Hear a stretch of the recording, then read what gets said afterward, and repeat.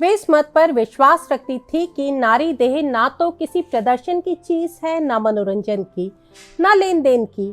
वे नारी देह की जगह उसके दिमाग पर जोर देती थी। वे मानती थी कि दिमाग पर बात आते ही नारी पुरुष के समक्ष खड़ी हो जाती है, जो कि पुरुष को बर्दाश्त नहीं होता।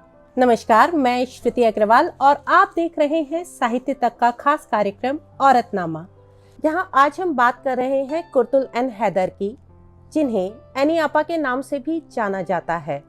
उर्दू की मशहूर लेखक और किस्सागो। मिली जुली संस्कृति किसी अखबार की सुर्खी नहीं जो दूसरे दिन ही भुला दी जाए।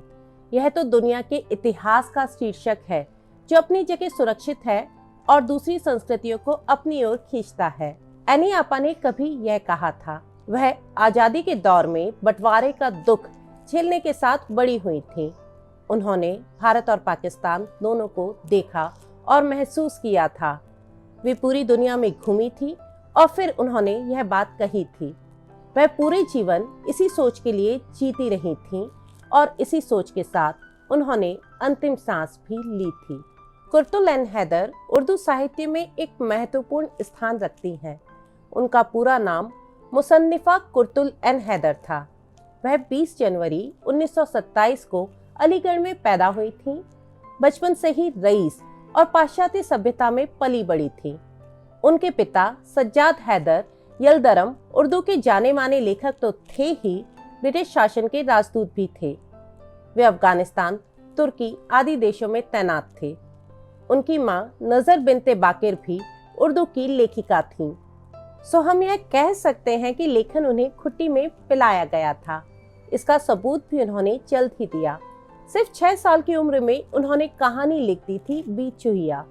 वे 18 साल की भी ना हुई होंगी कि उनका पहला कहानी संग्रह शीशे का घर प्रकाशित हो चुका था। सन 1947 में प्रकाशित उनके कहानी संग्रह सितारों से आगे को उर्दू की नई कहानियों का प्रस्थान बिंदु समझा जाता है, जहां से उर्दू की कहानियों का नया दौर शुरू होना माना जाता है। कथा साहित्य रचने के अलावा आपा ने अंग्रेजी में पत्रकारिता की। 1951 में लंदन जाकर स्वतंत्र लेखक पत्रकार के रूप में बीबीसी लंदन से जुड़ी। द टेलीग्राफ की रिपोर्टर और इम्प्रिंट पत्रिका की प्रबंध संपादक रहीं। इसके साथ ही वे इलस्ट्रेटेड वीकली से भी जुड़ी। उन्होंने पूरी दुनिया को घूमा, समझा, जाना, महसूस किया। और आज के दौर में भी जब एक हिंदुस्तानी औरत के लिए अकेले जीना बेहद मुश्किल होता है, वह न केवल अविवाहित रहीं बल्कि अकेली भी। उनकी कलम ही उम्र भर उनकी साथी रही। कथाकार कमलेश्वर ने कभी कुर्तुल एन हैदर, इस्मत चुगताई और अमृता प्रीतम की तिकड़ी के बारे में कहा था, अमृता प्रीतम, इस्मत चुगताई और कुर्तुल एन हैदर जैसी विद्रोहिणियों ने हिंदुस्तानी अदब को पूरी दुनिया में एक अलग स्थान दिलाया है। जो जिया, जो भोगा या जो देखा, उसे लिखना शायद बहुत मुश्किल नहीं, पर जो लिखा वह झकझोर कर रख दे तो तय है कि बात कुछ खास ही होगी। भारत पाक विभाजन के बाद एनी आपा पाकिस्तान चली गई थी। कहते हैं कि साल 1956 में जब वे भारत आईं तो उनके पिताजी के दोस्त और कांग्रेस नेता मौलाना अबुल कलाम आजाद ने उनसे पूछा कि क्या वे भारत में बसना चाहेंगी। हामी भरने पर उन्होंने इस दिशा में कोशिश की और फिर एनी आपा भारत आ गई। तब से भारत में ही रही।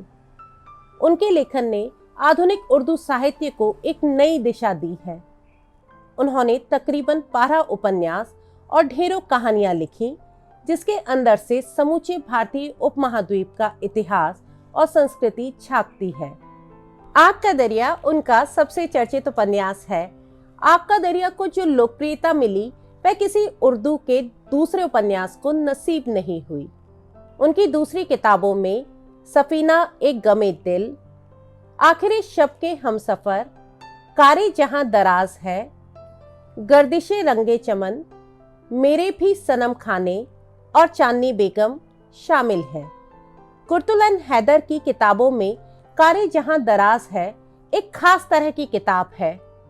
इसमें संस्मरण तो है ही, कुछ आत्मकथात्मक शैली में भी इसे लिखा गया है। यह उपन्यास फैक्ट और फिक्शन का शानदार मेल है। इस उपन्यास में एक तरफ जहां वे अपने खानदान और पुरखों का किस्सा बयां करती हैं, वहीं उस किस्से के साथ वह दौर भी बड़ी प्रामाणिकता के साथ पाठकों के सामने आता है। कुर्तुलन हैदर ने कई मुल्कों की यात्राएं की और इन यात्राओं के संस्मरण अपने रिपोर्टाज में दर्ज किए। ईरान यात्रा पर कोहे दमावंद, सोवियत संघ की यात्रा पर आधारित गुलगश्ते जहां, जापान और दक्षिण पूर्व एशिया की यात्रा के संस्मरण को सितंबर का चांद, अमेरिकी यात्रा पर जहाने दीगर उनके अहम रिपोर्टाज हैं। सन 1967 में आखिरी शब के हमसफर के लिए उन्हें साहित्य अकादमी पुरस्कार से नवाजा गया था। 1969 में अनुवाद के लिए सोवियत लैंड नेहरू पुरस्कार प्रदान किया गया था। 1985 में गालिब अवार्ड, उसके उपरांत इकबाल सम्मान और 1989 में ज्ञानपीठ पुरस्कार से सम्मानित किया गया था। उन्हें भारत सरकार की तरफ से पद्मश्री और पद्म भूषण से भी सम्मानित किया गया था। सच कहा जाए तो एनी आपा को सम्मानित कर इन सम्मानों के कद में इजाफा ही हुआ है। ये वे लेखक थीं जिन्होंने लेखन ही नहीं, जिंदगी के हर लम्हे को अपनी तरह से जिया और दूसरों को जीने का रास्ता दिखाया।